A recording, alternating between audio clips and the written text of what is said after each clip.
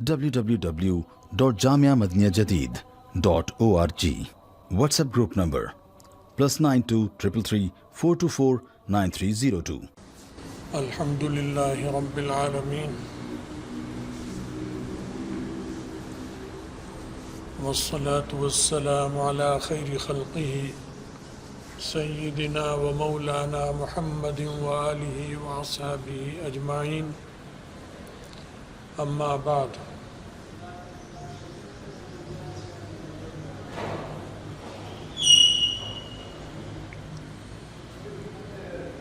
نبی علیہ السلام کا ارشاد ہے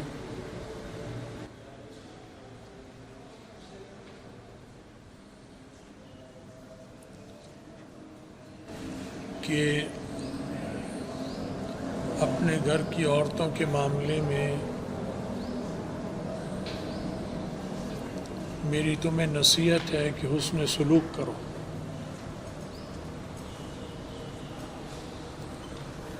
اور میری اس نصیحت کو قبول کر لو، پلے باندھ لو۔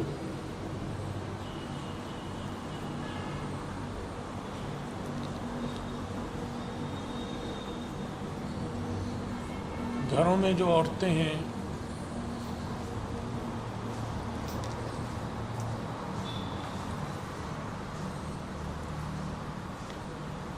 عام طور پر لوگ سمجھتے ہیں کہ وہ بیکار ہیں،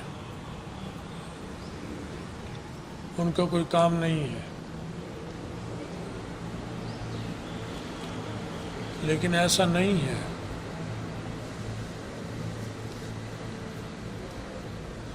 گھر کا اندر کا سارا نظام چلتا ہی عورت کی وجہ سے۔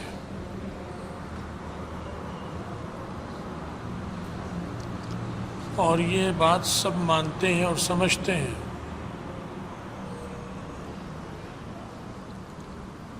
لیکن بہت جگہوں پر ایسا ہوتا ہے کہ ان کی حوصلہ افزائی نہیں ہوتی۔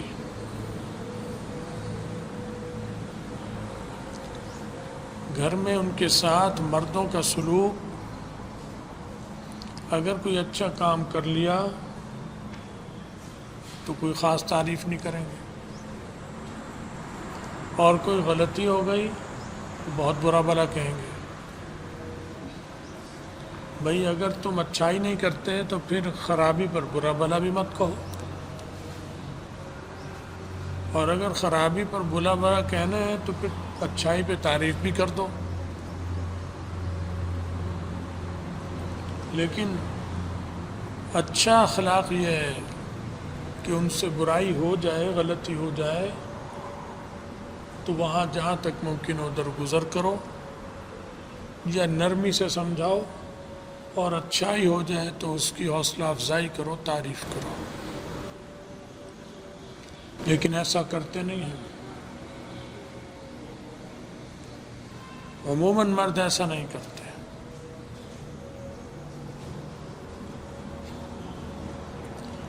کپڑے دھلوائیں گے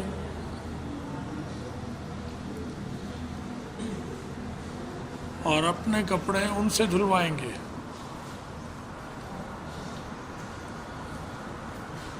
اور ذرا کپڑے کو معمولی سا داغ لگا تو گھر میں ایک آرڈر دیں گے کہ دوسرا جوڑا نکال دو، اور وہ اتار کے چھوڑ کے چلے جائیں گے،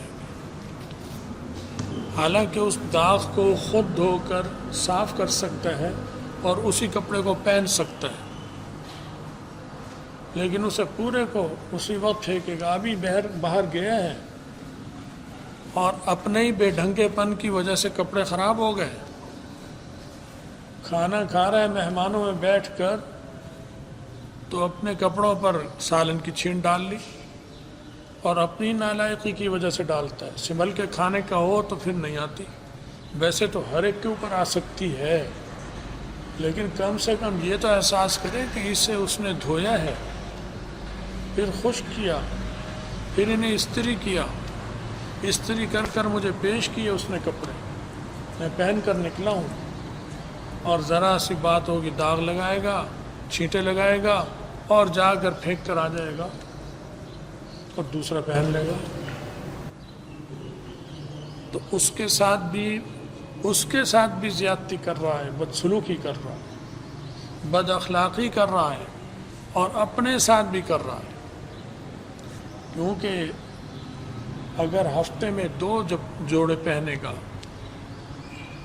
3 دن چلائے، یا ایک پورا جوڑا 1 ہفتہ چلائے، تو ہفتے بعد 1 جوڑے کا صابن خرچ ہوگا، 1 جوڑے کا پانی خرچ ہوگا دھونے کے لیے.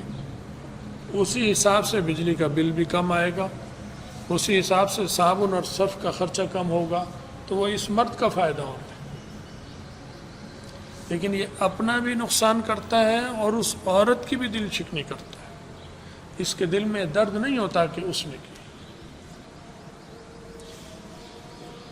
اسی طرح کھانا کھاتے ہیں، دعوت دسترخوان لگ گیا، کھانا کھلایا مہمانوں کو، 8-10 مہمانوں کو. اب جب کھانا کھا کے برتن اٹھا رہے ہیں تو دھلے ہوئے برتن جو رکھے ہیں، جو استعمال نہیں ہوئے، وہ اور میلے برتن کٹھے کر دیں گے. دھوئے گا کون؟ وہ اندر ملازمہ جو مفت کی ملی ہوئی ہے، جسے بیوی کہتے ہیں، جو اس کی بہنیں ہیں چھوٹی، انہیں ملازمہ مفت کا سمجھتا ہے، وہ دھوئیں گی. جب میلے برتن الگ ہیں اور صاف الگ ہیں تو صاف کو تو الگ رکھو، انہیں کیوں تم میلوں میں ملا رہے ہو؟ یہ بے حسی ہے، بے انتہا، اعلیٰ درجے کی. 5-6 چمچے استعمال ہوئے ہیں اور 1 درجن چمچے غیر استعمال ہوئے رکھے ہیں صاف، سب کو اٹھا کے ایک جگہ کر دے گا. وہ بھی دھو، وہ بھی دھو. یہ کیا ہے؟ یہ تو اعلیٰ درجے کی بے حسی ہے، بدتمیزی ہے، نالائقی ہے، جو چاہے اس کو کہیں. تو یہ جو صورتحال ہے، اس میں بہت عموماً دیکھیں گے کہ ہم اپنے گھر کی عورتوں سے بدسلوکی کرتے ہیں. اور وہ کھانا پکائے گی، محنت سے پکائے گی، جا کر ایک لفظ تعریف کا نہیں کہتے. تم نے بہت محنت کی، کھانا بڑا اچھا تھا، عیب نکال دیں گے. اس بیچاری کی ساری محنت برباد، اس کا دل ٹوٹ جائے گا. یہ جو ماحول ہے، اس کی اسلام نے مذمت کی ہے. رسول اللہ صلی اللہ علیہ وسلم فرماتے ہیں کہ عورتوں کے معاملے میں حسن سلوک کی میری نصیحت پلے سے باندھ لو، زیادتی مت کرو ان کے ساتھ.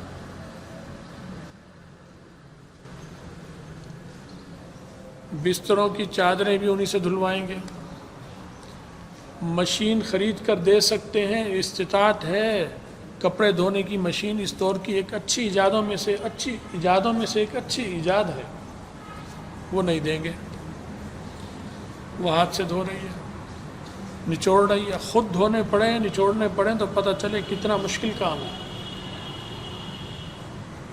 لیکن اس سے لے رہا ہے. نہیں ہے، اگر غربت ہے، تنگی ہے تو ٹھیک ہے، وہ بھی وفادار ہوتی ہیں، ساتھ دیتی ہیں، تو پھر تم بھی قدر کرو ان کی. لیکن جب تمہیں اللہ نے وسعت دی ہے تو مشین کیوں نہیں لیتے؟ اسے مشین لے کر دو، اس میں کپڑے دھلیں،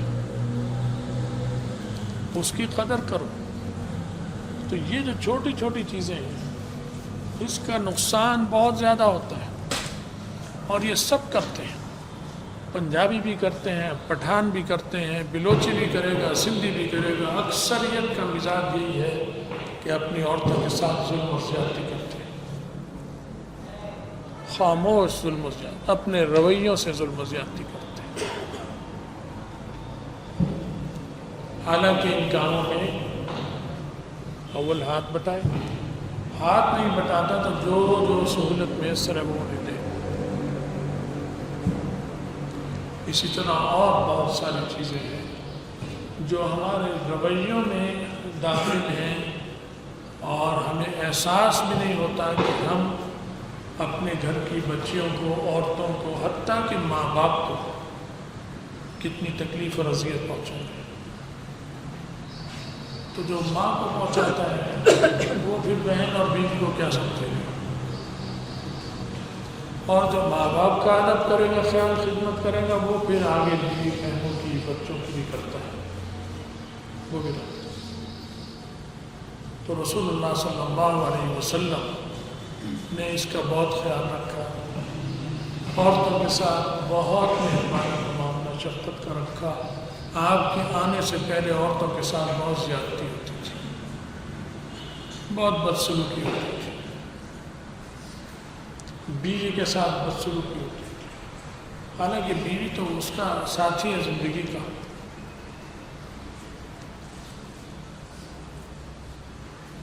تو یہ جو معاملات ہیں زندگی کے گھر کے اندر کے، اس کے بارے میں بھی رسول اللہ صلی اللہ علیہ وسلم کی صرف زبانی ہدایات نہیں ہے، بلکہ خود آپ کا عمل ایسا ہے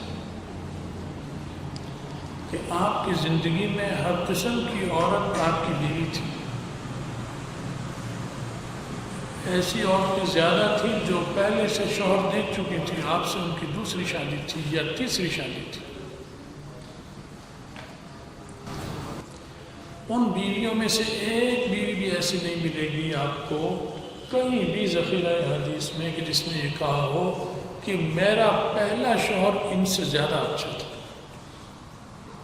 کہیں نہیں ملے گا۔